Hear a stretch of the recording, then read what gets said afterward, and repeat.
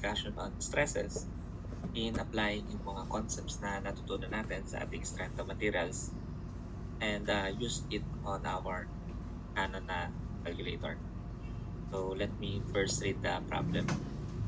A cylinder head of steam engine is held by 12 volts. The diameter of the cylinder is 12 inches. The steam pressure is 125 psi. To calculate the size of the bolts required if the tensile stress is 3000 psi. So naghanap ng size ng bolt, meaning that is the diameter of the bolt. So dun sa problem, we are given a pressure. That pressure in the cylinder will ultimately try to break through dun sa ating cylinder ng steam engine, di ba? So we will show the figure later on, but we will first yung ating equations. So dun sa problem, meron nga tayong pressure. And from fluid mechanics, alam natin yung pressure is related sa force and area. So pressure is force over area. So since yung area of application of pressure is within the cylinder, so we will consider yung area ng cylinder. And yung area ng cylinder, given tayo ng diameter ng cylinder, is syempre bilog, that is pi over 4 d squared. So since ang kailangan natin is force, since given tayo ng threshold, then we can substitute yung value ng area ng cylinder dito and yung ating pressure. So kung titignan din sa problem, the diameter of the cylinder is also given. Therefore, masasolve si area ng cylinder.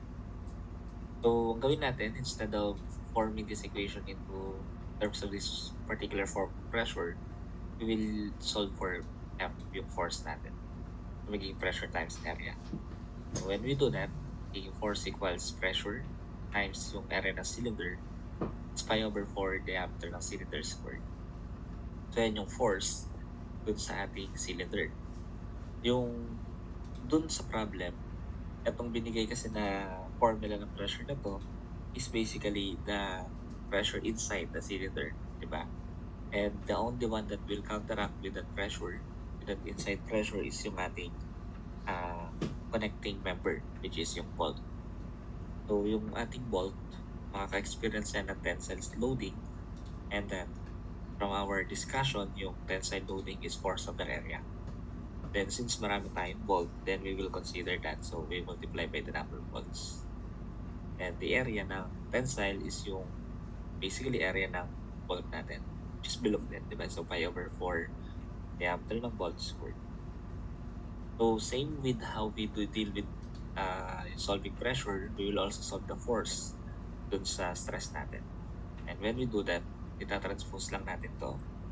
So makakakuha tayo ng same form, that is force equals the number of volt, stress ng ating material times yung pi over 4 diameter ng bolt squared. So let us consider yung illustration na itong dalawang equation na to. So let us have yung ating steam engine. So, ito yung steam engine natin. This is our cylinder. And ito yung takip ng cylinder natin. Yung takip ng cylinder natin, meron siyang mga bolt. So ito, this is the cross section.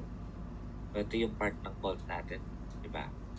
And so, meaning, meron tayong cylinder, tapos meron siyang cover sa taas.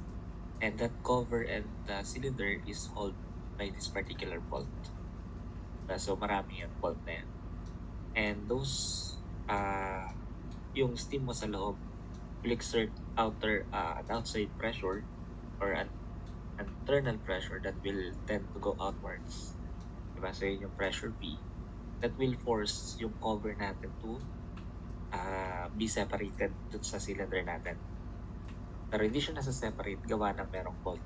Since meron tayong bolt dito, nagko-connect yan dun sa dalawang machine member natin, then this will hold the cover to the cylinder. So yung stress na yon na na-experience nila is yung tensile loading nga. Okay, so yan yung illustration ng ating equation na consider ngayon, diba, yung pressure at yung tensile loading. So equating the forces, since pareho lang yung force ng pressure at ng tensile loading, we will have these values, diba? So yung pressure natin times pi over 4 diameter ng cylinder squared is ito.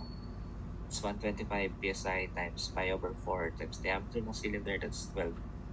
Squared equals yung 12 times number of volts to times yung stress ng ating tensile loading ng ating bolt, 3,000 PSI times yung area niya, which is pi over 4 diameter ng bolt screw. So we can now solve yung ating problem by simply using yung calculator. So let us have yung ating values. So just always remember pag meron tayong machine design, always take note of the notes, of the units na meron tayong kino-consider. So take note nyo lagi yun.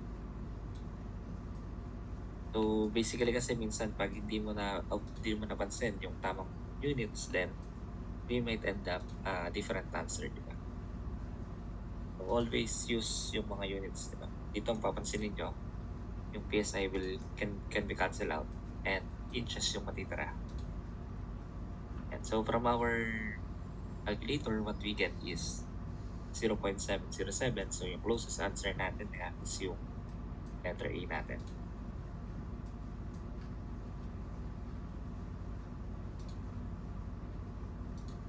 Okay, so proceed tayo. And so another problem sa ating stresses is itong example na yan. Let us consider naman yung factor of safety natin being implemented dun sa ating problem. So let me read first.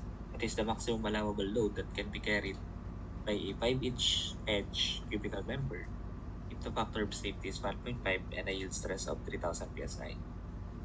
So basically gusto natin hanapin yung tinatawag design stress, di ba? So ang design stress is considered when there is a factor of safety that we needed to apply. So kung ang given sa atin is yield stress, then our design stress is the yield over the factor of safety. And that design stress is equivalent dun sa force over area natin, considering na ito ay simple loading.